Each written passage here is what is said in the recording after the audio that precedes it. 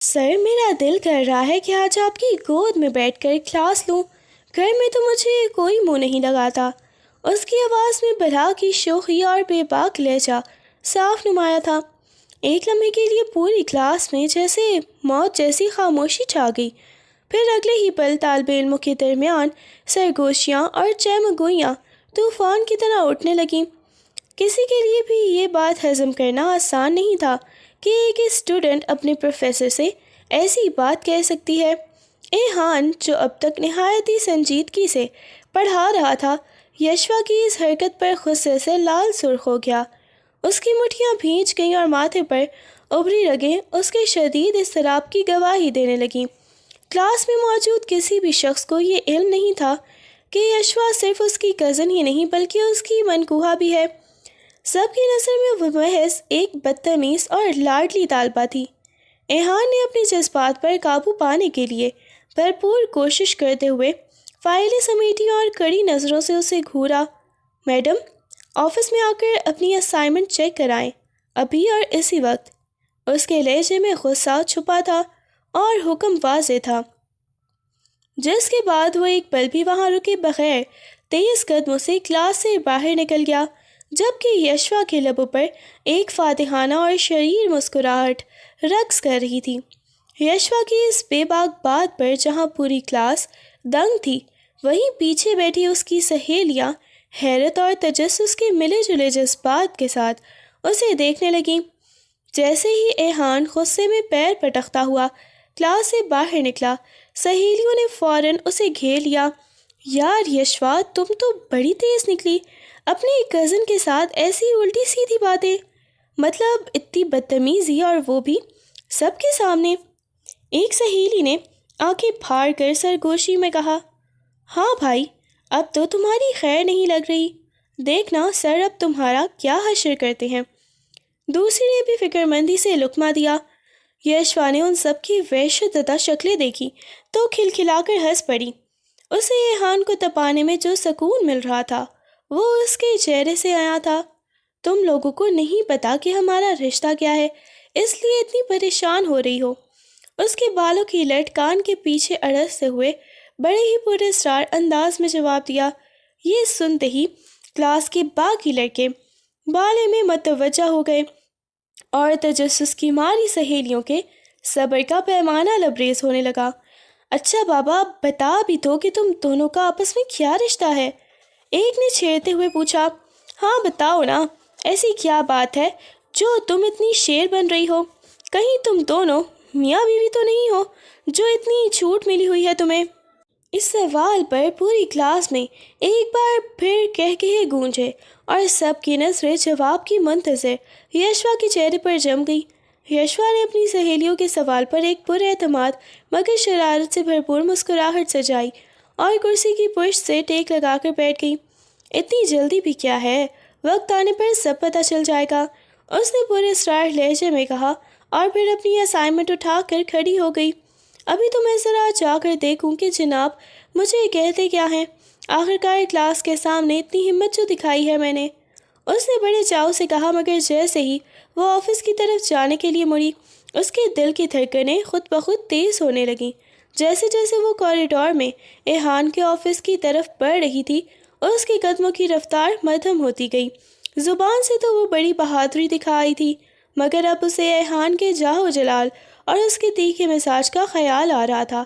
اسے معلوم تھا کہ ایہان خان کو غصہ دلانا آگ سے کھیلنے کے برابر ہے۔ اس نے ایک گہرا سانس لیا اور اپنے کپڑے درست کیے، مگر اس کے ہاتھوں کی لرزش بتلا رہی تھی کہ وہ اندر سے کافی گھبرائی ہوئی ہے۔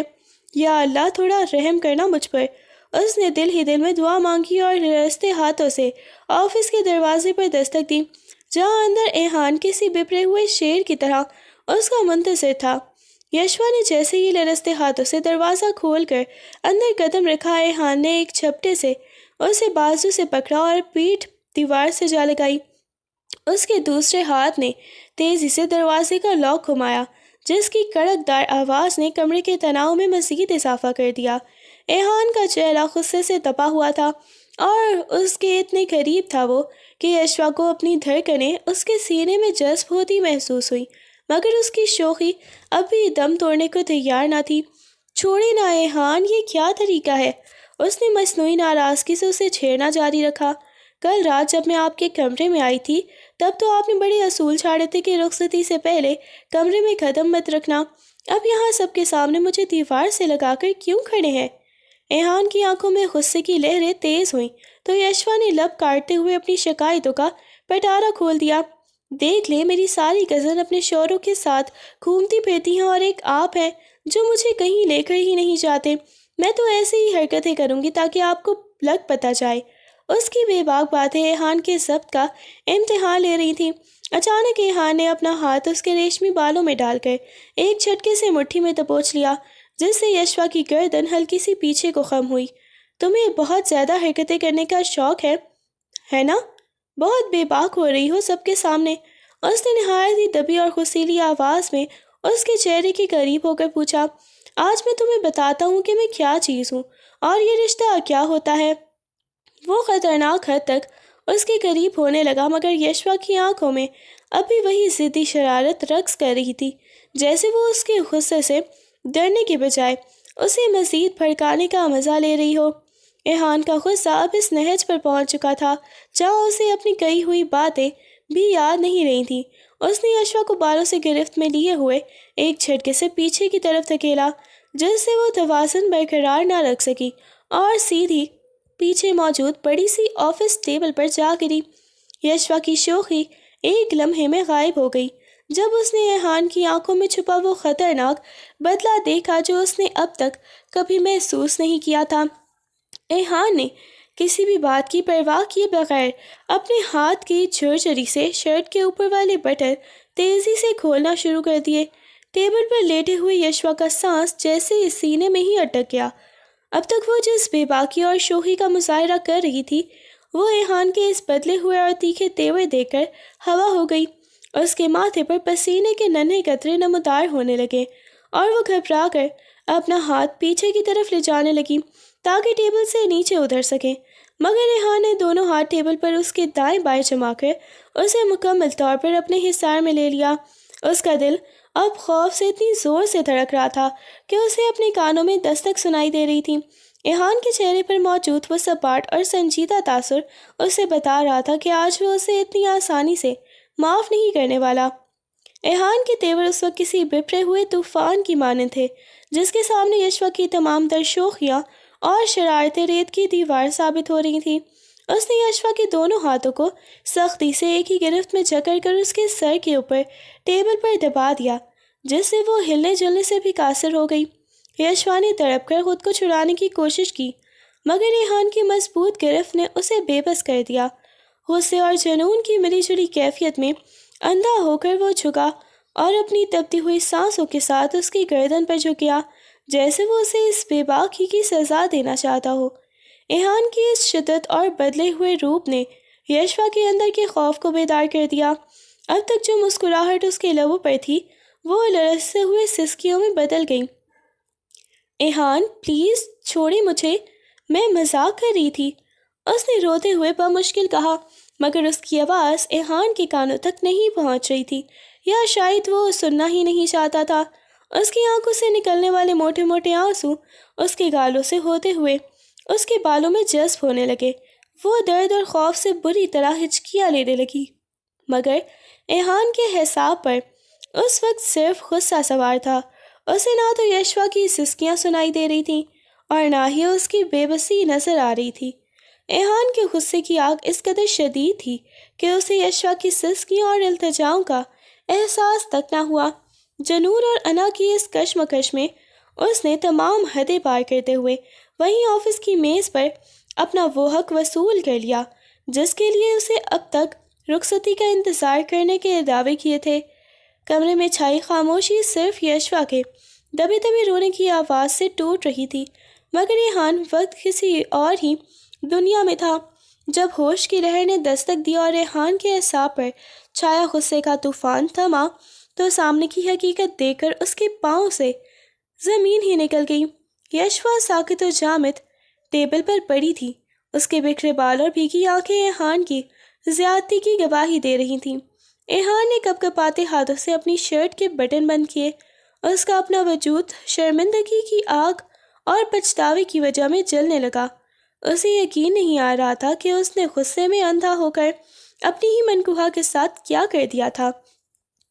یشوا نے لرزتے ہاتھوں سے خود کو سنبھالا اور کسی طرح ٹیبل سے نیچے اتری۔ اس کی آنکھوں کے سامنے ہر چیز گھوم رہی تھی اور قدموں میں اتنی سکت نہیں تھی کہ وہ اپنا بوجھ اٹھا سکے۔ وہ کسی زخمی پرندے کی طرح دیواروں کا سہارا لیتی ہوئی دروازے کی طرف بڑھی۔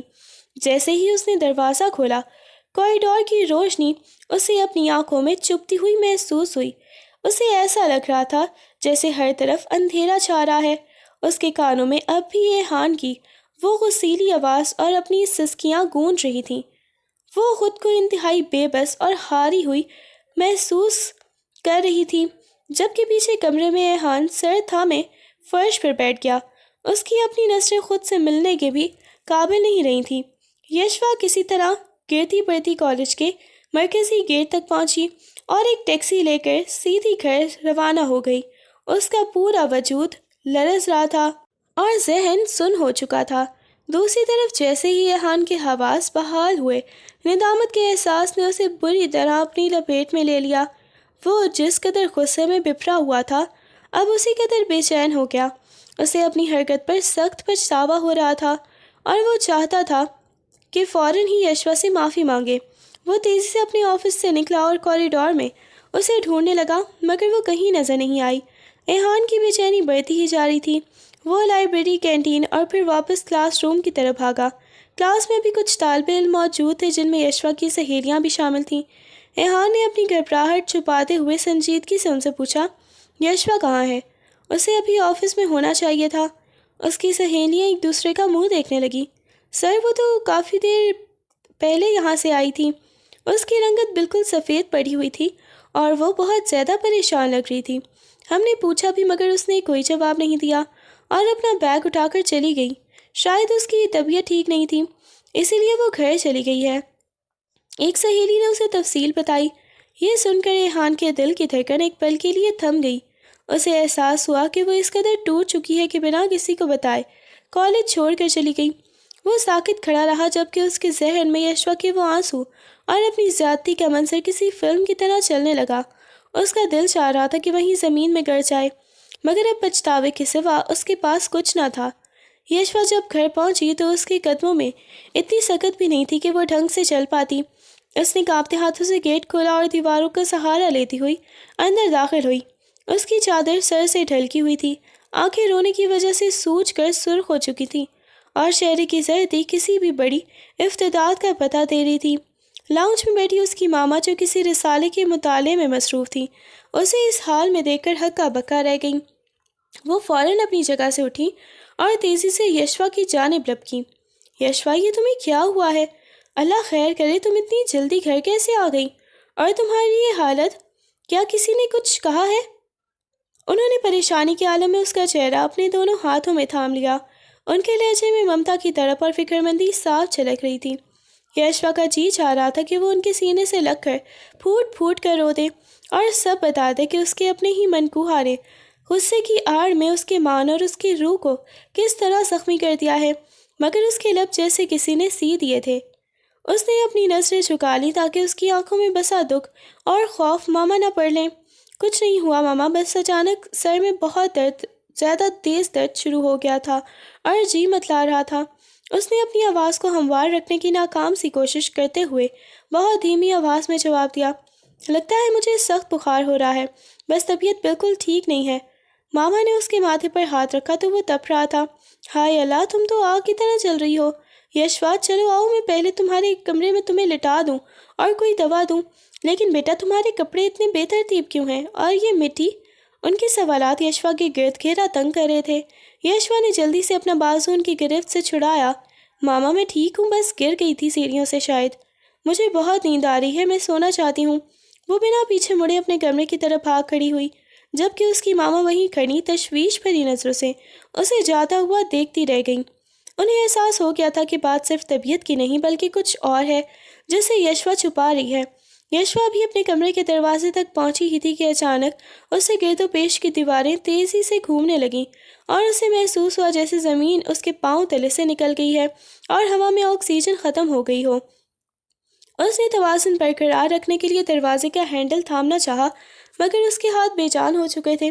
اگلے ہی لمحے ایک زوردار آواز کے ساتھ یشوا فرش پر ہی ڈھیر ہو گئی۔ اس کا سر زمین سے ٹکرایا اور وہ مکمل طور پر ہوش و حواس سے بیگانہ ہو گئی۔ یشوا! اس کی ماما کی ایک دل خراش چیخ پورے گھر میں گونج اٹھی۔ وہ دیوانہ وار اس کی طرف آ گئی اور اس کا سر اپنی گود میں رکھ لیا۔ بیٹا آنکھیں کھولو یشوا، دیکھو میری طرف، کیا ہوا ہے تمہیں؟ وہ اس کے پیلے پڑتے چہرے پر تھپ تھپیاں دے رہی تھیں، مگر یشوا کی پلکوں میں کوئی جنبش نہ ہوئی۔ اس کی ماما کی آواز سن کر اس کا بھائی اور باقی گھر والے بھی بدحواس ہو کر لاؤنج کی طرف دوڑے۔ گھر میں ایک دم سے قیامت صغریٰ کا منظر برپا ہو گیا۔ اس کا بھائی تیزی سے اس کے قریب جھکا اور اس کی نبض چیک کرنے لگا۔ اس کے ماتھے پر پسینے کے قطرے نمودار ہو گئے۔ ماما، اس کا جسم تو برف کی طرح ٹھنڈا پڑ رہا ہے اور بخار بھی بہت تیز ہے، اس نے گھبرا کر کہا۔ گھر میں موجود ہر فرد پریشانی سے نڈھال تھا۔ کوئی پانی کے چھینٹے مار رہا تھا تو کوئی اسے ہوش میں لانے کی کوششیں کر رہا تھا، مگر یشوا کسی گہری اور اندھیری کھائی میں گری ہوئی تھی جہاں اسے کسی کی پکار سنائی نہیں دے رہی تھی۔ پورا گھر یشوا کی اس اچانک اور پورے اسرار حالت پر دہل کر رہ گیا۔ کسی کو سمجھ نہیں آ رہا تھا کہ جو لڑکی صبح ہنستی کھیلتی کالج گئی تھی، اسے چند گھنٹوں میں ایسا کیا ہو گیا تھا کہ وہ زندگی اور موت کی کشمکش میں آ گئی ہے۔ گھر والے بدحواسی کی حالت میں یشوا کو لے کر ہسپتال پہنچے، جہاں اسے فوراً ایمرجنسی وارڈ میں منتقل کر دیا گیا۔ کچھ دیر بعد لیڈی ڈاکٹر معائنے کے بعد باہر نکلی تو یشوا کی ماما نے تڑپ کر انہیں گھیر لیا۔ ڈاکٹر صاحبہ، میری بچی ٹھیک تو ہے نا؟ اسے اچانک کیا ہوا ہے؟ ڈاکٹر نے سنجیدگی سے ان کی طرف دیکھا اور پھر فائل پر کچھ نوٹ کرتے ہوئے نرم لہجے میں بولی، دیکھیے پریشانی کی ایسی کوئی بات نہیں ہے، لیکن یشوا کا جسمانی نظام اس وقت بہت زیادہ دباؤ اور نکاہت کا شکار ہے۔ ایسا لگتا ہے کہ اچانک کسی قسم کے شدید جسمانی قربت یا اسٹرین کی وجہ سے اس کی طبیعت بگڑی ہے، جس کا بوجھ اس کا کمزور جسم برداشت نہیں کر پایا۔ ڈاکٹر کی یہ بات سن کر ماما کے چہرے پر الجھن کے سائے لہرائے، مگر ڈاکٹر نے بات جاری رکھتے ہوئے کہا، اس کے علاوہ اسے خون کی کمی اور شدید کمزوری بھی ہے، جس کی وجہ سے وہ صدمے کی حالت میں چلی گئی ہے اور وہ بے ہوش ہو گئی۔ ہم نے اسے ڈرپ لگا دی ہے اور کچھ طاقت کے انجیکشن بھی دیے ہیں تاکہ اس کا بلڈ پریشر نارمل ہو سکے۔ ابھی وہ گہری نیند میں ہے، جیسے ہی ڈرپ ختم ہوگی اور وہ ہوش میں آئے گی اسے بہتر محسوس ہوگا۔ فی الحال اسے مکمل آرام کی ضرورت ہے اور کوشش کریں کہ اسے کسی بھی قسم کے ذہنی یا جسمانی تناؤ سے دور رکھیں۔ ڈاکٹر یہ کہہ کر چلی گئیں، جبکہ یشوا کی ماما وہیں کھڑی رہ گئیں۔ ان کا ذہن ڈاکٹر کے کہے گئے لفظ قربت اور یشوا کی حالت کے درمیان کڑیاں ملانے کی ناکام کوشش کر رہا تھا۔ ہسپتال کے اس ٹھنڈے کوریڈور میں ڈاکٹر کی باتوں نے جیسے گھر والوں کے ذہنوں میں شکوک و شبہات کا ایک زہریلا بیج بو دیا تھا۔ یشوا کی ماما کے قدموں تلے سے زمین نکل گئی تھی۔ وہ ساکت کھڑی ڈاکٹر کے لفظوں کو بار بار ذہن میں اتار رہی تھیں اور دہرا رہی تھیں۔ شدید جسمانی قربت، یہ لفظ ان کے لیے کسی دھماکے سے کم نہیں تھے۔ ان کا شک فوراً یشوا کے کردار کی طرف مڑ گیا۔ ماما، ڈاکٹر کیا کہہ رہی تھیں؟ یشوا کے بھائی نے غصے اور الجھن کے ملے جلے لہجے میں پوچھا۔ اس کی مٹھیاں بھینچی ہوئی تھیں۔ کیا یہ وہی کچھ ہے جو میں سمجھ رہا ہوں؟ یہ لڑکی کالج جاتی ہے یا کہیں اور؟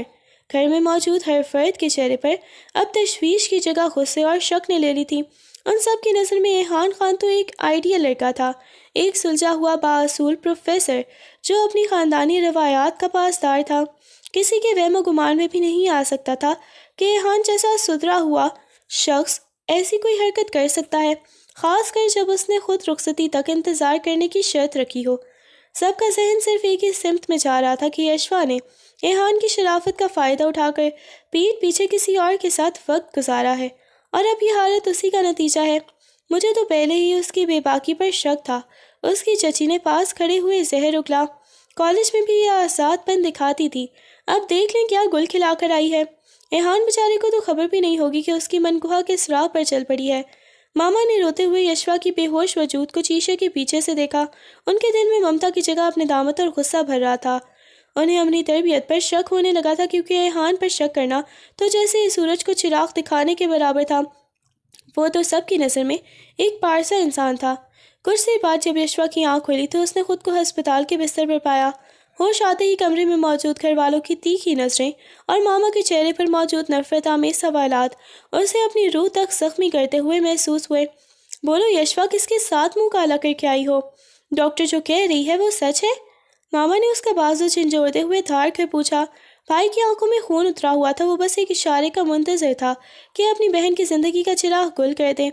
یشوا جو پہلے ہی ٹوٹ چکی تھی، اپنوں کے یہ سنگین الزامات سن کر ہچکیاں لے کر رونے لگی۔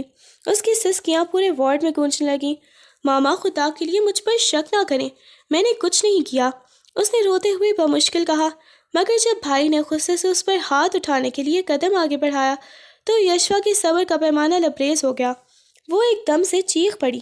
مجھ پر الزام لگانے سے پہلے اپنے اس لاڈلے سے جا کر کیوں نہیں پوچھتے؟ یہ سب کچھ اس ریحان خان نے کیا ہے جسے آپ سب نے پارسائی کا لبادہ اڑا رکھا ہے۔ یہ سنتے ہی پورے کمرے میں جیسے سکتہ طاری ہو گیا۔ ماما کے ہاتھ لرزنے لگے اور بھائی کے بڑھتے قدم وہیں تھم گئے۔ تم یہ کیا کہہ رہی ہو ایحان؟ وہ تو ایسا سوچ بھی نہیں سکتا، ماما نے ہکلاتے ہوئے کہا۔ یشوا نے اپنی بھیگی آنکھوں سے ان کی طرف دیکھا جن میں اب سچائی کی تپش تھی۔ ہاں ماما، آپ کا وہ بااصول اور ستھرا ہوا بھانجا، کالج میں سب کے سامنے اس نے مجھے ذلیل کیا اور پھر اپنے آفس میں لے جا کر زبردستی اپنا حق وصول کیا۔ اس کے غصے نے آج آپ کی بیٹی کو اس حالت میں پہنچا دیا ہے۔ جا کر پوچھے اپنے اس لاڈلے سے۔ اس نے بستر پر سر رکھ کر بین کرنا شروع کر دیے، جبکہ گھر والے ایک دوسرے کا منہ تکتے رہ گئے۔ ان کے وہم و گمان میں بھی نہیں تھا کہ جس شخص پر وہ اندھا یقین رکھتے تھے وہی یشوا کی اس حالت کا ذمہ دار نکلے گا۔ گھر والوں کے لیے یشوا کا یہ انکشاف کسی قیامت سے کم نہ تھا، مگر جیسے ہی ابتدائی جھٹکا کم ہوا، خاندان کی روایتی سوچ اور لوگ کیا کہیں گے کا ڈر غالب آنے لگا۔ ماما نے آنسو پونچھتے ہوئے یشوا کا ہاتھ تھاما، مگر ان کے لہجے میں اب ہمدردی سے زیادہ سمجھوتا تھا۔ دیکھو یشوا، وہ تمہارا منکوہا ہے، تمہارا شوہر ہے۔ مانا کہ اس نے غصے میں غلط کیا اور اسے رخصتی کا انتظار کرنا چاہیے تھا، مگر اب جو ہو گیا سو ہو گیا، وہ کوئی غیر تو نہیں تھا۔ اب بات باہر نکلے گی تو ہماری ہی رسوائی ہوگی، اس لیے ہم نے فیصلہ کیا ہے کہ تمہاری رخصتی جلد از جلد کر دی جائے گی تاکہ یہ سب پردے میں رہے۔ یہ سنتے ہی یشوا کے تن بدن میں آگ لگ گئی۔ اس نے جھٹکے سے اپنا ہاتھ چھڑایا اور بستر پر بیٹھ گئی۔ رخصتی؟ آپ کو میری عزت اور میرے زخموں سے زیادہ اپنی رسوائی کی فکر ہے؟ اس کی آواز میں وہ عزم اور غصہ تھا جو اس سے پہلے کبھی نہیں دیکھا گیا تھا۔ ماما، جس شخص نے میرے وجود کو پامال کیا، جس نے میری سسکیوں کو رون ڈالا، آپ چاہتی ہیں کہ میں عمر بھر کے لیے اس کے حوالے کر دی جاؤں؟ اس کے بھائی نے اسے سمجھانے کی کوشش کی۔ یشوا، ضد مت کرو، وہ تمہارا کزن ہے، ہم اس سے بات کریں گے، وہ اپنی غلطی مانے گا، لیکن حل یہی ہے کہ تم اس کے گھر چلی جاؤ۔ ہرگز نہیں، یشوا نے دو ٹوک انداز میں کہا۔ اس کی آنکھوں میں اب آنسو نہیں بلکہ ایک فیصلہ تھا۔ میں مر جاؤں گی لیکن اس شخص کے ساتھ رخصت نہیں ہوں گی جس نے نکاح کے پاک رشتے کو اپنی انا اور غصے کی بھینٹ چڑھا دیا۔ اس کے لیے میرے دل میں اب کوئی جگہ نہیں ہے۔ آپ اسے سزا دینے کی بجائے مجھے اس کے پاس بھیجنا چاہتے ہیں۔ میرا فیصلہ اٹل ہے، مجھے رخصتی نہیں کروانی اور نہ ہی اب اس شخص کی شکل دیکھنی ہے۔ اس کی ضد اور دو ٹوک انکار نے گھر والوں کو پریشان کر دیا، کیونکہ وہ جانتے تھے کہ یشوا وہ پرانی لاڈلی اور نرم لڑکی نہیں رہی تھی، اسے ایحان کے رویے نے پتھر بنا دیا تھا۔ ہسپتال سے گھر واپسی پر یشوا کے قدموں میں وہ لرزش نہیں تھی جو پہلے تھی۔ اس کے چہرے پر ایک ایسی سرد مہری چھائی ہوئی تھی جس نے گھر کے در و دیوار پر خوف طاری کر دیا۔ جیسے ہی وہ لاؤنج میں داخل ہوئی، سامنے صوفے پر ایحان خان سر جھکائے بیٹھا تھا۔ اس کے چہرے پر ندامت اور پچھتاوے کے گہرے سائے تھے۔ اسے دیکھتے ہی یشوا کی آنکھوں میں نفرت کی چنگاریاں بھڑک اٹھیں۔ ایحان ابھی اسے دیکھ کر اپنی جگہ سے اٹھا ہی تھا کہ یشوا نے ساکت لہجے میں وہ لفظ ادا کر دیا جس کی کسی کو توقع نہ تھی۔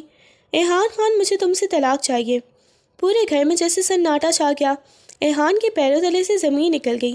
وہ جو معافی مانگنے کے لیے الفاظ ترتیب دے رہا تھا گنگ ہو کر اسے دیکھنے لگا۔ یشوا، یہ تم کیا کہہ رہی ہو؟ ہوش میں تو ہو؟ اس کی ماما نے تڑپ کر اسے کندھوں سے پکڑا۔ بیٹا، مانا کہ اس نے بہت بڑی غلطی کی ہے، وہ شرمندہ ہے، لیکن طلاق؟ تم پاگل تو نہیں ہو گئی؟ خاندان میں تھو تھو ہو جائے گی۔ اس کا بھائی بھی آگے بڑھا۔ دیکھو یشوا، غصہ چھوڑو، وہ تمہارا شوہر ہے۔ میاں بیوی میں ایسے جھگڑے اور اونچ نیچ ہو جاتی ہے، اس کا مطلب یہ نہیں کہ تم رشتہ ہی ختم کر دو۔ ایحان تمہارا کزن ہے، تمہارا اپنا خون ہے۔ یشوا نے ایک سرد کہگا لگایا۔ شوہر؟ خون؟ جو شخص مجھے ایک عورت کے طور پر عزت نہ دے سکا، جس نے میری چیخوں کو نظر انداز کر کے اپنی انا کی تسکین کی، وہ میرا شوہر کہلانے کی لائق نہیں ہے۔ ایحان خان، اگر تم میں ذرا سی بھی غیرت باقی ہے تو مجھے اس جبر کے رشتے سے آزاد کر دو۔ ایحان نے کانپتی آواز میں قدم آگے بڑھایا۔ یشوا، مجھ سے غلطی ہوئی، میں غصے میں اندھا ہو گیا تھا۔ میں اپنی پوری زندگی تمہارے پچھتاوے میں گزار دوں گا، لیکن پلیز ایسی بات مت کرو۔ میں تمہیں طلاق نہیں دے سکتا۔ گھر کے بڑے چچا اور تایا بھی اسے سمجھانے لگے کہ یہ جذبات میں آ کر لیا گیا فیصلہ پوری زندگی کی تباہی لائے گا، مگر یشوا کی نظریں ایحان کے چہرے پر جمی تھیں، جہاں اب صرف نفرت کا بسیرا تھا۔ سمجھانے کی ضرورت انہیں ہے جنہیں لگتا ہے کہ عورت کی عزت سے زیادہ خاندان کی ناک اہم ہے۔ میرا فیصلہ اٹل ہے، مجھے آزادی چاہیے۔ اس کی اس دو ٹوک بات نے سب کو بے بس کر دیا، کیونکہ آج یشوا نے اپنے خاندان کی روایتوں کے سامنے اپنی عزت نفس کو ترجیح دے دی تھی۔ گھر میں جیسے طوفان آ گیا تھا، ہر روز بحث اور تکرار کا ایک نیا سلسلہ شروع ہوتا، لیکن یشوا اپنے فیصلے پر چٹان کی طرح قائم تھی۔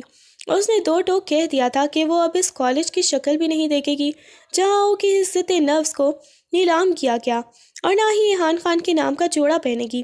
جب گھر والوں نے دباؤ بڑھانے کی کوشش کی تو اس نے ہاتھ میں زہر کی شیشی تھام کر سب کو ساکت کر دیا۔ اگر کسی نے اب رخصتی کا نام بھی لیا یا مجھے ایحان کے ساتھ بھیجنے کی کوشش کی تو میری لاش ہی اس گھر سے نکلے گی۔ اس کی آنکھوں میں چھپی موت کی سرد لہر دیکھ کر سب کے حوصلے پست ہو گئے۔ ایحان نے کئی بار ملنے اور معافی مانگنے کی کوشش کی، لیکن یشوا نے اپنے کمرے کا دروازہ اس کے لیے ہمیشہ کے لیے بند کر دیا تھا۔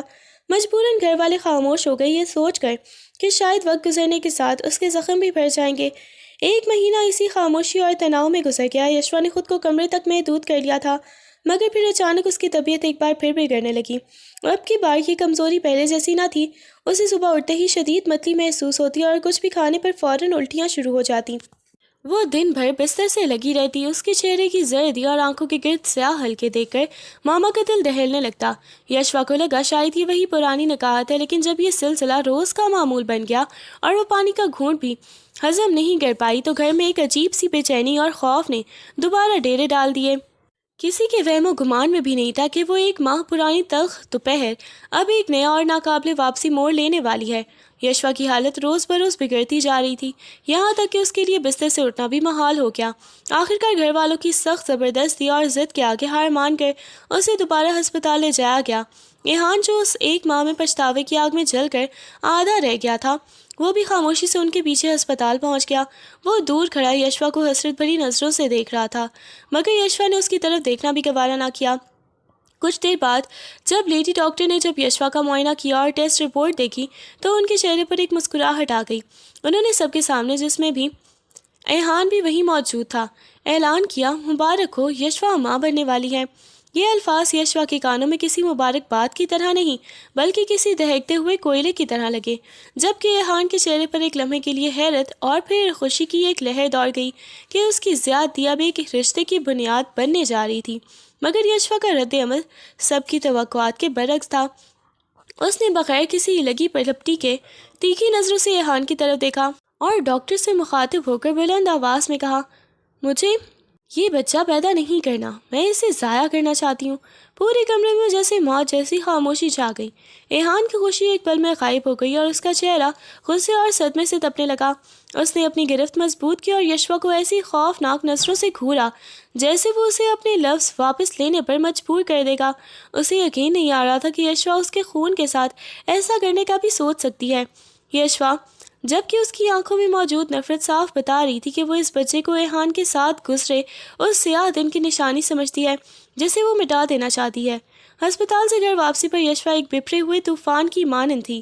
اس کے ضبط کا بندھن ٹوٹ چکا تھا۔ وہ پاگلوں کی طرح چلا چلا کر سب کو بتا رہی تھی کہ اسے یہ بچہ کسی صورت نہیں چاہیے۔ ماما، بابا، یہ کوئی خوشی کی خبر نہیں ہے، یہ اس ظلم اور زیادتی کی نشانی ہے جو اس شخص نے میرے ساتھ کی تھی۔ اس نے میرے ساتھ زبردستی کی، میرا مان توڑا، اور اب آپ چاہتے ہیں کہ میں اس کی نشانی کو پالوں؟ مجھے یہ بچہ نہیں چاہیے۔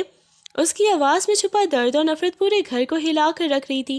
اس کے بابا، جو اب تک خاموش تماشائی بنے اپنے ساکھ بچانے کی فکر میں تھے، یشوا کی زبان سے زیادتی اور زبردستی کے الفاظ سن کر آپے سے باہر ہو گئے۔ انہوں نے آگے بڑھ کر پوری قوت سے یشوا کے منہ پر ایک زوردار تھپڑ دے مارا، جس کی گونج لاؤنج میں سنائی دی۔ بس بہت ہو گیا، اب ایک لفظ بھی مزید اپنی زبان سے نکالا تو مجھ سے برا کوئی نہیں ہوگا۔ وہ تمہارا شوہر ہے، اس نے کوئی غیر اخلاقی کام نہیں کیا۔ انہوں نے دھاڑ کر کہا، لوگ کیا کہیں گے کہ ہماری بیٹی اپنا بچہ گرانا چاہتی ہے۔ اب تمہاری رخصتی ہوگی اور ابھی ہوگی، میں نے فیصلہ کر لیا ہے۔ یشوا نے ٹوٹے ہوئے دل اور تڑپتی روح کے ساتھ اپنے باپ کو دیکھا۔ اسے اب ہر طرف دیواریں ہی دیواریں نظر آ رہی تھیں۔ اسے احساس ہوا کہ یہاں اس کے زخم کا کوئی مرہم نہیں ہے، سب کو صاف اپنی ناک کی فکر ہے۔ وہ کسی سے کچھ کہے بغیر ہی اپنے کمرے کی طرف بھاگی اور اندر سے دروازہ لاک کر لیا۔ اس کے ذہن میں صرف ایک ہی خیال گردش کر رہا تھا کہ اس جبر کی زندگی سے موت بہتر ہے۔ اس نے الماری سے دوپٹہ نکالا اور پنکھے سے پھندا تیار کرنے لگی۔ اس کی آنکھوں سے آنسو مسلسل بہہ رہے تھے۔ وہ جیسے ہی اسٹول پر کھڑی ہوئی اور پھندا اپنی گردن میں ڈالنے لگی، اچانک کمرے کا دروازہ ایک زوردار دھماکے سے ٹوٹا اور ریحان خان بجلی کی سی تیزی سے اندر داخل ہوا۔ یشوا نے جیسے ہی اسٹول کو ٹھوکر ماری، ریحان نے لپک کر اسے فضا میں ہی تھام لیا اور فوراً اسے نیچے اتارا۔ پاگل ہو گئی ہو تم، یہ کیا کرنے جا رہی تھی؟ ریحان کا چہرہ خوف اور پسینے سے شرابور تھا۔ اس نے یشوا کو سختی سے اپنے سینے سے لگا لیا، جبکہ یشوا اس کی گرفت میں مچھلی کی طرح تڑپ رہی تھی اور بلند آواز میں چیخ رہی تھی کہ اسے مرنے دیا جائے۔ ریحان اسے بچا تو چکا تھا، مگر اسے اندازہ ہو گیا تھا کہ یشوا کو جس اذیت سے اس سے گزارا ہے وہ اتنی آسانی سے ختم ہونے والی نہیں تھی۔ ریحان نے جب یشوا کو موت کے منہ سے نکالا تو اس کا اپنا دل بھی دھک دھک کر رہا تھا، مگر یشوا کی مسلسل چیخو پکار اور نفرت بھرے جملوں نے اسے اندر دیے دبے ہوئے اس غصے کو دوبارہ ہوا دے دی جو ابھی پوری طرح ختم نہیں ہوا تھا۔ یشوا اس کے سینے پر ہاتھ مار کر اسے خود سے دور دھکیل رہی تھی اور بار بار اسے اپنی بربادی کا ذمہ دار ٹھہرا رہی تھی۔ ریحان کا ضبط جواب دے گیا۔ اس نے تڑق کر ایک بھرپور تماچا یشوا کے منہ پر دے مارا، جس کی تاب نہ لاتے ہوئے وہ بیڈ پر جا گری۔ بس کرو یشوا، بہت ہو گیا تمہارا یہ ڈرامہ۔ وہ غصے سے چلاتے ہوئے اس کے سر پر کھڑا ہو گیا۔ میں نے کوئی گناہ تو نہیں کیا جو تم اتنا بڑا ہنگامہ مچا رہی ہو اور جان دینے کی باتیں کر رہی ہو۔ تم میری منکوہ ہو، میرا نکاح پڑا ہوا ہے تم سے، میں نے اپنا حق لیا ہے، کوئی زنا نہیں کیا جو تم نے اسے زیادتی کا نام دے کر پورے خاندان میں میرا تماشا بنا رہی ہو۔ اس کی آواز میں اپنے داماد کی جگہ ایک عجیب سی انا اور حق جتانے والا لہجہ آ گیا تھا۔ یہ بچہ میرا خون ہے اور تم اسے ضائع کرنے کا سوچ بھی کیسے سکتی ہو؟ تمہاری ہمت کیسے ہوئی یہ کہنے کی یہ زیادتی کی نشانی ہے؟ اب چپ چاپ اپنی رخصتی کی تیاری کرو، کیونکہ اب تم اس گھر میں ایک پل بھی نہیں رہو گی۔ میں دیکھتا ہوں کہ تم کیسے اس رشتے سے بھاگتی ہو۔ یشوا گال تھامے ساکت نظروں سے اسے دیکھ رہی تھی۔ اسے یقین ہو گیا کہ ریحان کو اپنی غلطی کا پچھتاوا صرف ایک دکھاوا تھا۔ اصل میں وہ آج بھی وہی ضدی اور انا پرست انسان تھا جو عورت کی مرضی کو کوئی اہمیت نہیں دیتا تھا۔ ریحان نے اس کے قریب جھک کر اس کی آنکھوں میں آنکھیں ڈال کی۔ اس کے لہجے میں اب وہ صفاقی تھی جو یشوا کو اندر تک ہلا گئی۔ دیکھو یشوا، اگر تم نے اب مزید کوئی ڈرامہ کیا یا اس بچے کو نقصان پہنچانے کی کوشش کی تو میں تمہارے اس بھائی کو جیل بھجوا دوں گا جس نے پچھلے مہینے کالج کے ریکارڈ میں ہیر پھیر کی تھی۔ میں ایک پروفیسر ہوں، میرے پاس وہ تمام ثبوت موجود ہیں جو تمہارے خاندان کی عزت کو خاک میں ملا سکتے ہیں۔ اب تم فیصلہ کر لو، اپنی جان لینی ہے یا اپنے بھائی کی زندگی بچانی ہے۔ یشوا کا خون جیسے منجمد ہو گیا۔ وہ بے بسی سے اسے دیکھنے لگی۔ اسے معلوم تھا کہ ریحان اپنی کہی ہوئی بات پر عمل کر سکتا ہے۔ ٹھیک ہے، اس نے نفرت سے بھرپور لہجے میں کہا، میں رخصتی کے لیے مانتی ہوں، مگر تمہارے ساتھ اس جہنم میں چلنے کے لیے تیار ہوں۔ لیکن یاد رکھنا ریحان خان، میں اس بچے کو کبھی بھی اس دنیا میں نہیں آنے دوں گی۔ یہ میری کوکھ میں پلنے والا تمہارا خون نہیں، تمہارے ظلم کی یادگار ہے جسے میں مٹا کر ہی رہوں گی۔ ریحان نے ایک فاتحانہ مگر سرد مسکراہٹ کے ساتھ اس کا جبڑا تھاما۔ میں بھی دیکھتا ہوں یشوا کہ تم میرے ہوتے ہوئے میرے بچے کو کیسے نقصان پہنچاتی ہو۔ اب سے یہ تمہارا ہر لمحہ میری نظروں کے پہرے میں ہوگا اور یہ بچہ اس دنیا میں آئے گا بھی اور میرا نام بھی پائے گا۔ رخصتی کے لیے تیار ہو جاؤ، تمہارا اصلی امتحان اب شروع ہوگا۔ یہ کہہ کر وہ کمرے سے باہر نکل گیا، جبکہ یشوا نے اپنی مٹھیوں کو بھینچ لیا۔ اس کی آنکھوں میں اب آنسو نہیں بلکہ بدلے کی ایک ایسی آگ تھی جو اس رشتے کو خاک ستر کرنے کے لیے کافی تھی۔ گھر میں رخصتی کی تیاریاں زور و شور سے شروع ہو گئیں۔ ہر طرف ڈھولک کی تھاپ اور خوشیوں کا شور تھا، مگر یشوا کے لیے یہ سب کسی ماتم سے کم نہ تھا۔ وہ ایک جیتی جاگتی لاش بنی ہر رسم میں شامل ہوتی، لیکن جب بھی ریحان کا اس سے سامنا ہوتا وہ اپنی نفرت کا اظہار کرنا نہ بھولتی۔ اس کی زبان پر بس ایک ہی رٹ تھی کہ وہ اس بچے کو اس دنیا میں نہیں آنے دے گی، اور یہی بات ریحان کے اندر چھپے طوفان کو ہوا دیتی۔ مہندی کی رات تھی، پورا گھر مہمانوں سے بھرا ہوا تھا اور یشوا پیلے رنگ کے جوڑے میں دلہن بنی بیٹھی تھی۔ اس کے ہاتھوں پر لگی مہندی کی خوشبو اسے زہر لگ رہی تھی۔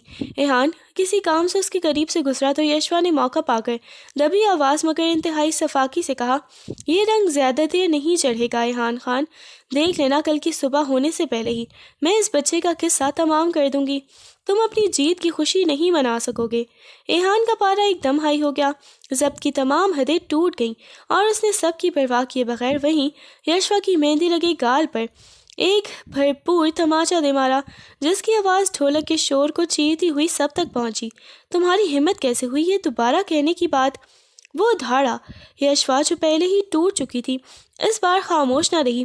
اس نے تڑپ کر اپنا ہاتھ اٹھایا اور ریحان کے سینے پر مارتے ہوئے اسے پیچھے دھکیلا۔ ہاں میں کہوں گی، 1000 بار کہوں گی، تم مجھ پر ہاتھ اٹھا کر مجھے نہیں جھکا سکتے۔ تم ایک جابر انسان ہو جس نے مجھ سے میری خوشیاں چھین لی۔ مہندی کی تقریب ایک دم ہنگامے میں بدل گئی۔ مہمانوں کے سامنے دونوں ایک دوسرے کے آمنے سامنے کھڑے تھے۔ یشوا کی آنکھوں سے آنسو بہہ رہے تھے مگر لہجے میں بغاوت تھی، جبکہ ریحان غصے سے ہانپ رہا تھا۔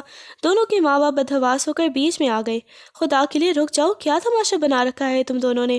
یشوا کی ماں نے روتے ہوئے اسے پکڑنا چاہا مگر وہ دونوں ایک دوسرے کو ایسی نظروں سے گھور رہے تھے جیسے اجنبی نہیں بلکہ بدترین دشمن ہوں۔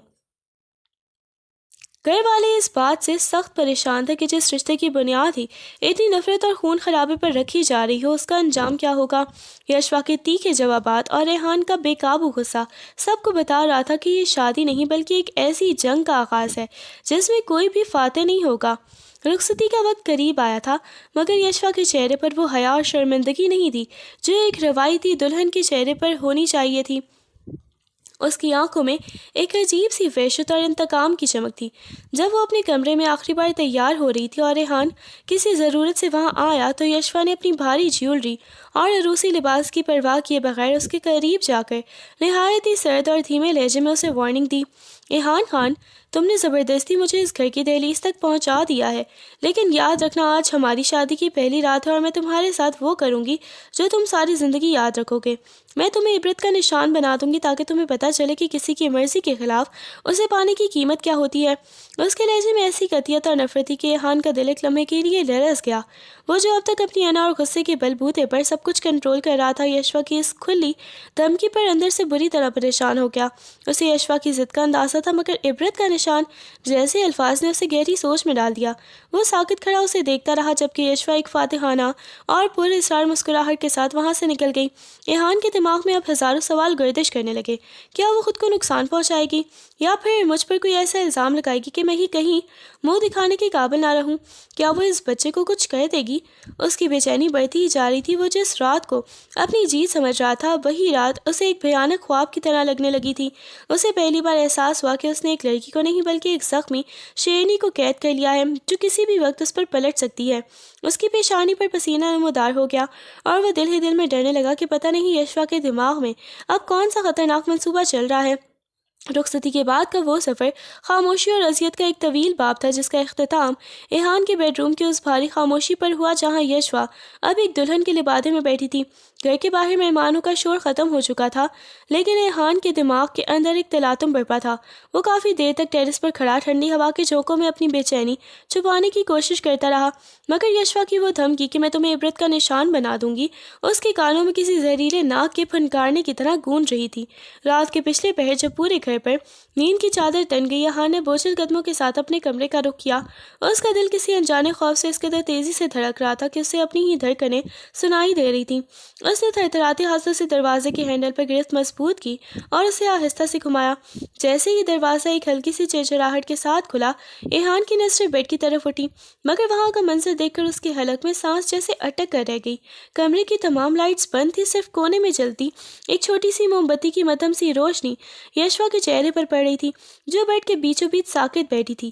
لیکن یہ وہ منظر نہیں تھا جس کی ریحان کو توقع تھی۔ یشوا کے ہاتھوں میں کوئی ہتھیار تھا یا شاید کچھ اور۔